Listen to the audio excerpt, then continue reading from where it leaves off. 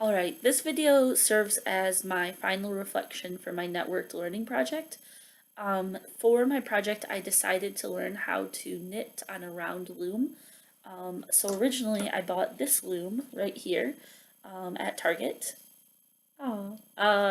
And we'll talk more about that in a second. So um, for this project, we could only use online learning sources, things like YouTube or online forums, online tutorials on sites like YouTube. And so I found two sources. The first one and the best one was just a YouTube channel called Loom a Hat, if that's helpful enough. And that one was my favorite by far. Like that got me through knitting my entire first hat, which you can see so graciously displayed here. And it was really easy, and it even showed how to make a cute pom-pom at the end.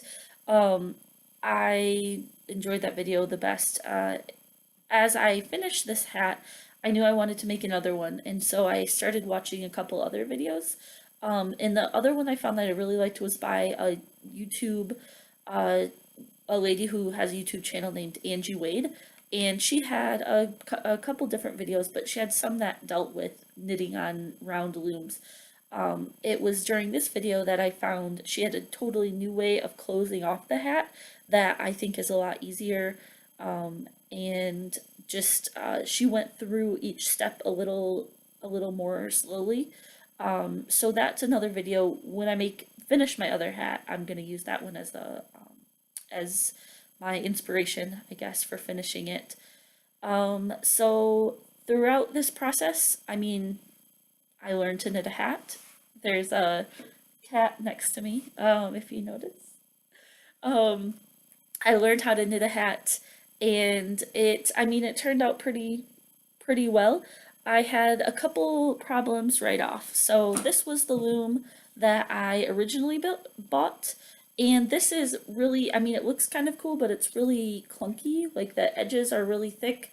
And when I was trying to use my little tool to get the yarn off, it was impossible. Like I don't know how still I that's expected to happen. So I got some coupons and went to Joann's and bought a set. So my new set came with four looms. You could make everything. This is like for dolls and preemie babies, up to this size, which is used for like slouchy hats, or if you want to make a really big hat like this one. Like I want to be able to put my hair up into it sometimes, so I wanted to make it a little larger. This is my second project. Since my second update, I haven't really had a lot of time to loom. So you can see just the start of it on here. But this obviously is working better. This time I am using two strands of chunky yarn.